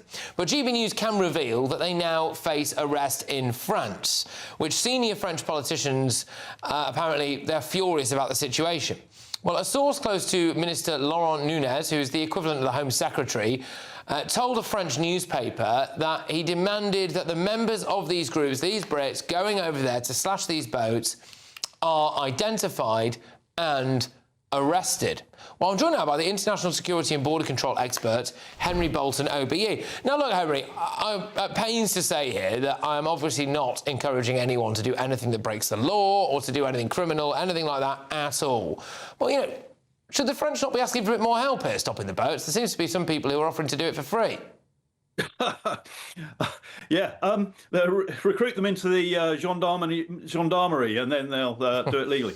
Look, if a French person comes to the United Kingdom and breaks the law, you would expect the British police to arrest them. They don't get a get out of jail free card because they're French. Likewise, if a Brit goes to France, and it doesn't matter what law it is, if they break a law, they're making themselves vulnerable to arrest. And that's what the French are saying. In this case, if they're harassing people, if they're likely to cause a public order type of situation and so on, they make themselves arrestable. And I you know, I'm a former police officer, and I can't condone anybody doing that at all. But what, at the same time, without justifying anyone breaking the law, it is time, particularly the British government, woke up, because for years the British people have voted in elections, they have, in every way conceivable, without absolute violence, the British people have made it known to a succession of governments that they are sick and tired of this problem. And nothing decisive has been done. In a functioning state, in a functioning democracy, the state will enforce the laws on its borders lawfully and decisively. And that has not happened. In fact, I would say that successive governments, have evaded that problem. They have been placating us with, you know, throwing the dog a bone. And this, without justifying it, what we're seeing now is a form of vigilantism which is born of extreme frustration. Well, I'm amazed, Henry, I'm amazed it's not happened before. This is the thing. So if we look at the latest stats, the other breaking news that happened today was 41,472 illegal migrants crossed the English Channel in 2025, which is a 13% increase on 2024. You couple that with loads of other stories that we hear. You've got the rapes, the sexual assaults, the murders, all of that. You've also then got the use of hotels. The other story today, that we're going to be building new homes for some of these illegal entries as well. And again, not condoning it. They shouldn't go out there and break the law in any other country. We wouldn't. I mean, that's part of the reason why I dare I say that they are going out and doing this in France, is that they don't like it when foreigners come to this country and break the law here. So, you know, I can see that you have to be consistent in that regard. But I am amazed that it's not happened before. Yeah, so am I, Patrick. I've said it for years. If the government fails to listen and act decisively on the matter of enforcing our borders, then the public at some point, and the rate of immigration, and let's face it, that's, you know, credit where credit is due. The last government, the Conservative government, introduced measures that have resulted in a dramatic fall, not enough yet, but a dramatic fall in legal immigration. But illegal immigration is still going up. And and nothing is being done about it. You've got stories that you've already covered and you're going to cover of the sort of thing that is driving people to feel insecure, and that the government has got a different agenda. And if the government, this government and previous governments, have failed to act. So I agree with you. I've said for years, since 2014, if governments do not act on this matter, it is going to become more and more difficult to put the genie back inside the bottle. Just quickly, Henry, sorry, just quickly, because I want to get one more in for you. Some of the other exclusives that we've got from our sources previously in France have included a case of 7 Sudanese men in the back of a car with a small boat being towed behind them and life jackets in the back of it being stopped by French police. And they managed to avoid detention because they claimed that they were just about to go racing around the Calais area, and they walked free from a French court. I mean, they may well be here now, we don't know. But it would be fascinating to see how the French courts dealt with some British people who've gone over there to slash some boats, wouldn't it? It would, Patrick, but, you know, we shouldn't, I don't think, get ourselves distracted by this. This is a symptom of governments failing to act decisively. Now, what we've got to do in the United Kingdom, the government as well, has got to understand that the French don't want these people any more than we do. They don't want them there. And from the French perspective, I can tell you with first-hand knowledge, if you speak to, you know, particularly off record, to some of their senior people in the gendarmerie and so on, they will tell you that as far as they're concerned, it is the fact that the British government fails to address the attractiveness of the United Kingdom that the French have got this problem in the first place. So as far as they're concerned, you're creating this problem over there in the UK. You know, don't expect us to pick up your mess. Yeah.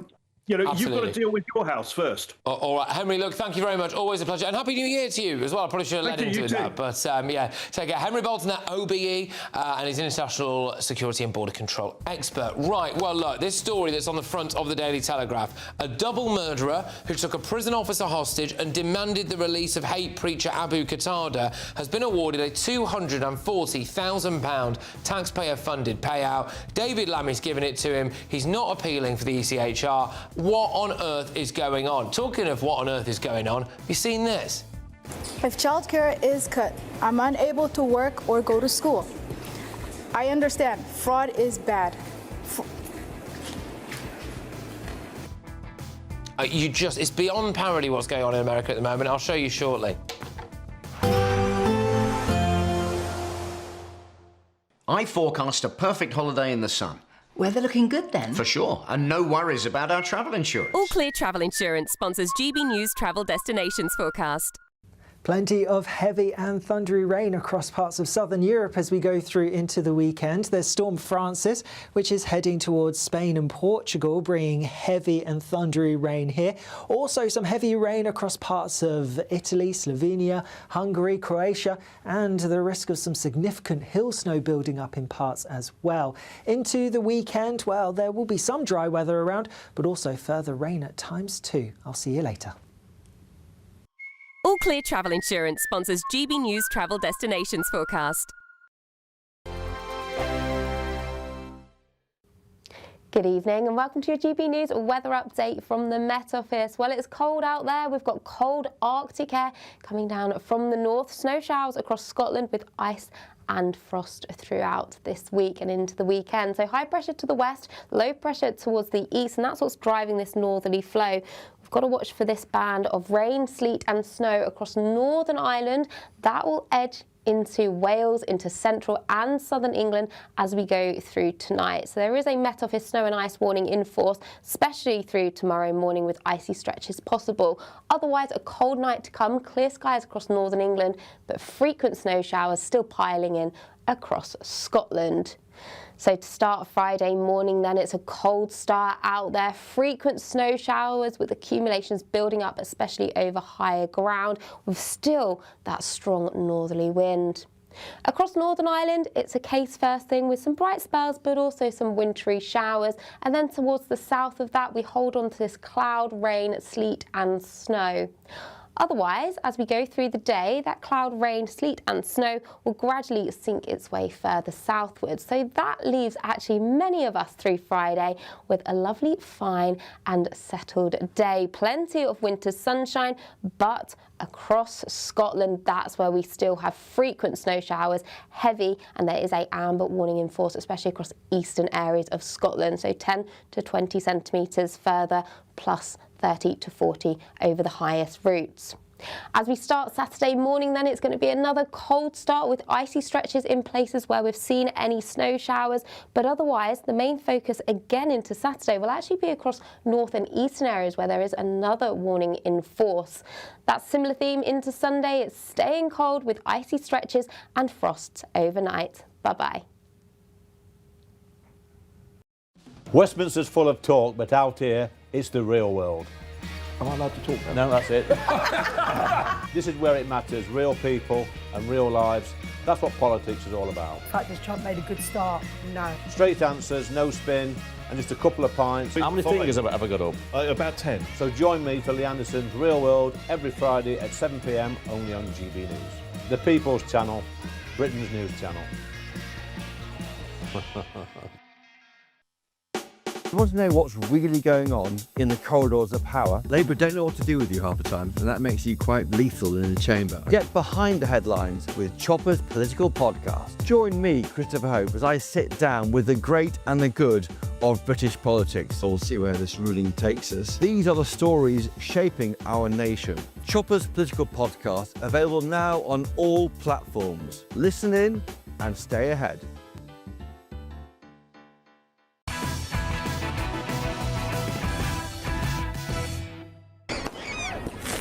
Handschuhe. Besser ist. Au! Au! Au! Ah, ich habe irgendwas abbekommen. Ich habe irgendwas gegen den Kopf bekommen. Find out what that clip's all about in just a few minutes' time. Let me give you the front pages before we get stuck into this Islamist terrorist who's been awarded £240,000 of your cash. But the Daily Express, horror movie Inferno kills dozens at a ski party. It's, of course, the story, devastating story about the Swiss Alps disaster. The Daily Telegraph, horror on New Year's Eve. They lead with the same main story there. The Times, dozens die in New Year Inferno at Swiss ski bar. The Sun, 47 dead in New Year Sparklers Inferno. So there is a theme across the front pages there. But if we actually have a look, bring back the Telegraph again, because in the bottom right of the Telegraph, they've got this story. Islamist killer wins £240,000 battle over his human rights. Let me give you a bit of detail on this, OK? So this is Fuad Awali, who's a convicted double murderer. He also took a prison officer hostage and demanded the release of hate preacher Abu Qatada. He has won £240,000. Now, £7.5 grand of that is compensation. £234,000 of that is his legal bill. But it doesn't really matter. We're all paying for it either way, aren't we? And he claimed that his segregation in prison was a breach of his human rights under Article 8 of the European Convention on Human Rights. Our old friend, the ECHR, strikes again. He said he'd been really depressed. Really depressed. Anyway, the ECHR ruled that David Lammy did not appeal it, James, and here we are, 240 grand lighter Again, it's one of these stories that if there hadn't have been a letter written by David Lammy to the Shadow Justice Secretary, Robert Jenrick, asking about this, which is where I think this came out from, you would think that we were making this up. It's too bonkers to be believed. This is a guy who stabbed 2 kids to death over a drug deal gone wrong, goes to prison for it. Then he says, as you said, he kidnaps this prison officer and says, I've killed 2 people before, I'll kill you too. But therefore, you've got to release a hate preacher. And now this. And what he wanted to do was hang out with one of the people who killed Fusilier Lee Rigby. Was that 12 years ago now, 13 years ago? Just absolutely extraordinary. And I think the real problem here is these are not characters that I feel that we can successfully rehabilitate with enough time in the carpentry room or, you know, on the weights machines or anything like that, and talking to them about, what was it we talked about earlier, a nice cup of tea and some Paddington. I'm not sure that's going to get through to this guy. And therefore, we're going to have to be paying for him, not just for these legal fees, but paying for this person for many decades to come. And I just think there is a fundamental problem here. We've got so many Islamists now. We know that, as MI5 say, there's another 40,000, some others they've got on watch lists. And these are people who are actively plotting to destroy our civilization as we know it. So, by the way, I mean, the other aspect of this, apart from the money, Robert Jenrick has actually given us the letter that he received from David Lammy. I don't know if I might be able to show that in a minute, but which James was alluding to there. But the other aspect of this, again, is that this is a guy who has committed crimes, horrific crimes, in Britain, has gone on to commit more crimes in Britain, in our prisons, and our prison services have said that we think that he should be in segregation because we've made that decision that we think he's, you know, potentially going to radicalise other people, that he's a danger to officers, etc. And now the European Convention on Human Rights, the European Court, has said that we can't do that. So presumably this guy is in general population now with potentially the Lee Rigby's killer or whatever, if he's still alive. One of them is, I think. But yeah, go on. I mean, the terror threat is at an all-time high right now. We are having all sorts of attacks not only happening, but many more being foiled that have luckily been avoided. We need to be on absolute high alert for any kind of terror activity and clamping down on anyone who could pose any sort of threat. To then let this man loose to talk to all the other prisoners. We've been hearing horror stories of radicalisation in prisons. We're hearing of Islamist gangs in prisons teaching each other how to make bombs, and then if they ever get released, you know, they can go out and do whatever they're going to do, which could be absolutely horrifying. And also, I do not care if someone who is a double murderer has, quote, severe depression. I'm sorry, you deserve it. I could not care less, let alone want to give you 240 grand of taxpayer cash. Shot 2 men in the head in 2011. It was a planned execution. Age 25, he was sentenced to a minimum of 38 years in prison. And then, he killed them in an alleyway in Milton Keynes. He was handed a further 6 years in jail after he and 2 others took a prison officer hostage. You know, he's gone to the ECHR here basically saying that his treatment's given him depression. Well, I mean, 2 people are dead. Their families must be pretty depressed. The prison officer, I imagine, is pretty depressed. What about their human rights? No, well, look, I read this and I feel the same anger. I think it's absurd. I think it's madness. And, you know, anyone reading this would, feel absolute, utter frustration. Why didn't Lammy appeal it? This is the thing. You can appeal this stuff. Again, you see, you know, we did talk a bit before, didn't we, about how we believe that they will ignore the ECHR and Shamima Begum, but he didn't put a fight up over this. I mean, look, I can't answer why he didn't appeal it, but what I can... They're soft on terrorists. No, what the Home Secretary has said and what Keir Starmer has said is they want to stop the European legislation being abused in this way, and so they are going to change the law in this country. But if they really so meant that, David Lammy would have appealed it. They are soft on terrorists. We've got several stories all in the same week. We're also losing the wood for the trees here. We have a situation where a foreign court... I don't know why David Lammy hasn't appealed this, but it is really clear. It is really clear that the Home Secretary is saying that we are not going to allow the European legislation to keep being abused in this way, and this is a blatant abuse. Very quickly, because you're going to go to Somalia in a minute. Right. This is so mad that we have this this foreign court that we now have no ability to change, telling us how we treat prisoners, telling us to do all this stuff. We don't need to have this. This is absolutely bonkers. It's why we need to leave the ECHR. Absolutely. Right, OK. So, now, look, America has been rocked by a massive Somali fraud scandal. And the reason I'm laughing is because it's beyond parody, this thing. So they reckon there's upwards of $18 billion worth of fraud, fraudulently setting up daycare Which is centres. more than the entire GDP of Somalia. More than the GDP of Somalia, right? And they've been doing things like fraudulently claiming Medicaid and also setting up daycare centres for children with no children in there, registering them at their own homes. They go around and there's just no kids there. Anyway, I think, have we got a clip a bit of them of the kind of the fraud allegations in action here? Somalians, these groups are setting up these daycares, these childcare centres, getting money from the government, but there's no kids. No kids. Never had any of them. They're all fraught with violations, and even though they have these violations, there's still an operation and they're still getting money. And it's millions of dollars for every one of them every year. Right. I mean, it's laughable. Now, OK, obviously the FBI are investigating. I think President Trump has frozen all of the funding, etc. I mean, it's absolutely shocking, this stuff. And, you know, look, I'll just say it. If you import people from one of the most fabulously corrupt countries in the world, they don't stop being corrupt when they kiss American soil, do they? However, what happened was they did arrange some kind of press conferences, I think, where some of the Somali daycare owners or runners or workers miraculously managed to make the situation 10 times worse. I understand. Fraud is bad.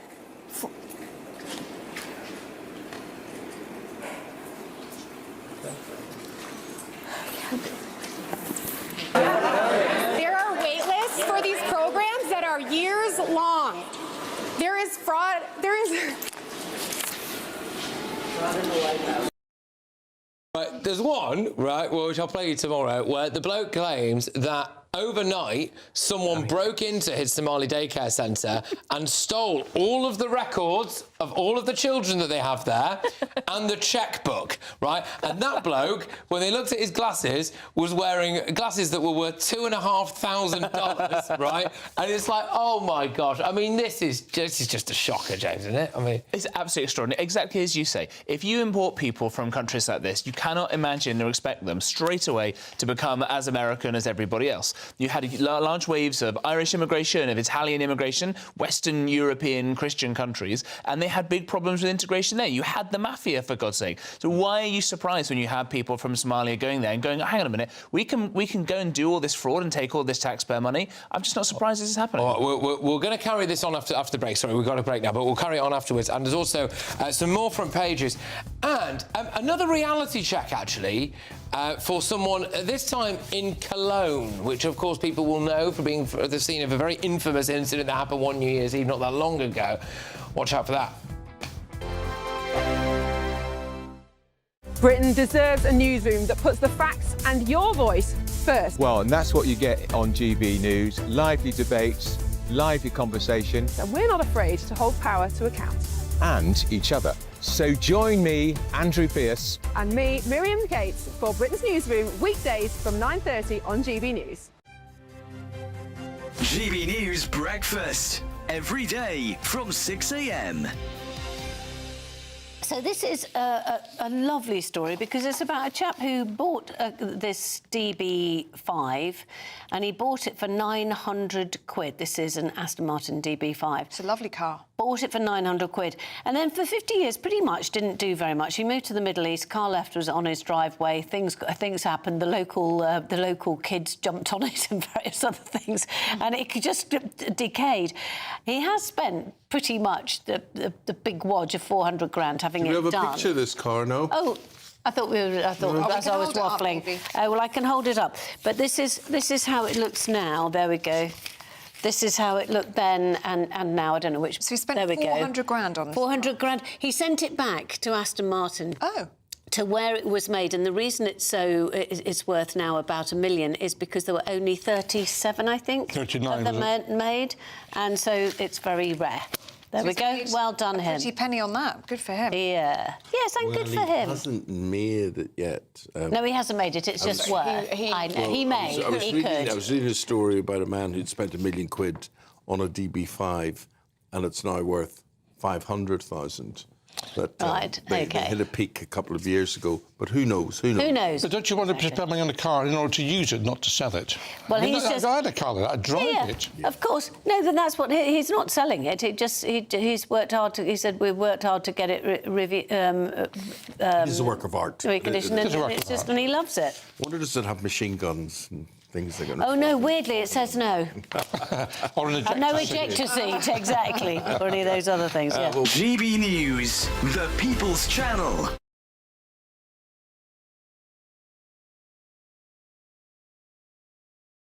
At GB News, we love to hear from you, our loyal community. So drop us a line at gbnews.com/yoursay. There, you can talk to each other and also to the presenters live on air. gbnews.com/yoursay, because GB News is your channel, Britain's news channel. Join me, Nana Okoye, for an informative, interactive news programme with a difference. It's fun. No, he didn't say that, though. I'm so surprised. I think there's an element of truth to that. Join me from 3 p.m. every weekend, only on GB News, Britain's news channel.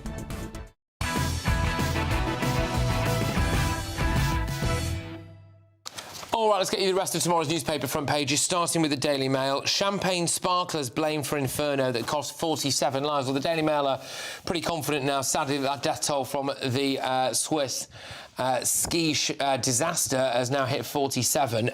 The Guardian, from joy to horror in seconds, at least 40 killed by fire in Swiss bar. There's a story at the bottom left there. Populists are an existential threat to UK democracy, which I think we might get stuck into in the next show. The I paper, yeah, at least 40 dead and 115 injured after fire hits Swiss ski resort. Well, look, we're going to spend the next hour talking about all of those front pages and some of the inside stories in more detail. But I wanted to bring you this. So Cologne, of course, was the scene of an absolutely devastating, one of many, by the way, devastating sex attacks on New Year's Eve a few years ago, committed almost entirely by men of North African descent and from the Middle East. Well, step forward now, the start of 2026, and a female, apparently left-wing liberal vlogger, so someone who goes around filming themselves all the time and showing you their lives, wanted to go to Cologne, apparently, to show how it's really safe for women now and that everything's fine and we all love each other. Diversity is our strength. Here's what happened. Mit Handschuhe auf. Besser ist... Au! Au! Au!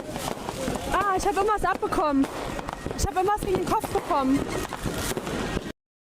Yeah, she was. That's just one incident that happened to her. She was just repeatedly hit in the face by objects from North African men. I mean, Chloe, it just kind of... It's a story of modern Europe, I think, isn't it, that? Yeah, I mean, that just goes to show why the whole diversity is our strength message in our own fireworks in London was absolutely ridiculous. I love seeing them getting a taste of their own medicine. Do you remember there was the couple that they decided to go cycling in ISIS territory to prove that every human being is kind and loving and no one would dare kill another innocent civilian. And what happened to them?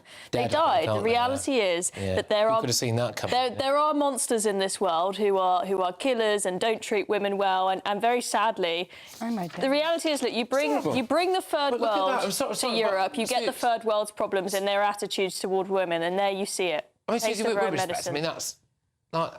That's vast parts of Europe. I mean, we saw similar things in Berlin. We've seen it in Frankfurt. I mean, that's not Europe, is it? Europe has fallen. This is what happened. Angela Merkel called for 1 million people to enter, and she said, "Wir schaffen das. We can do this." Looks like they can't do it. And I would just say that she is lucky that the bar for worst ever German leader is quite as high as it is. Yeah, fair enough. OK. Susie, what I mean, you know, this thing is women are not safe anymore walking around Europe at events like that, are they? I mean, I'm not going to say women aren't safe. I mean, again, this thing of, like, oh, diversity and taking the mick out of... As I say, yes, that is awful. Things like that shouldn't happen. There are problems. We need to deal with them. But... as I say, I think it's really important that we don't keep talking ourselves down as if that is like every part of Europe and, you know, every part of London has may have some of those issues, but we also want to celebrate the fact that part of our strength as a country is that we are diverse. We are testament to that because we are both from Cypriot heritage. Yeah. So what I'm saying, there are things about diversity that are good, and we do want to fight for those things. There are things about it which aren't good, and I would actually say again that our Home Secretary is talking far tougher on that and is going to do far more practical things. My father did arrive in this country legally. As did my grandma. Yes, so... Yeah, which is why we do need to deal with illegal... That's why we do need to deal with the boats, and we do need to... It was actually his mum and dad, if we're being pedantic about it, but yes, yeah. Well, again, let's have the conversation then. Cyprus, wonderful place, been a British base on there for a long time, great long history, a lot more culturally compatible than people from North Africa, I don't think it is any equal comparison, to be honest. And that is the problem, saying diversity is our strength. Again, the thing is, I'm not disagreeing, but I'm not disagreeing with your guys' criticism. I'm not disagreeing that we don't have problems with integration. I'm agreeing with that. I'm not downplaying. I'm not downplaying. We've had a good show. We've got another hour to get through all of these front pages, so stick with us. Thank you, everyone.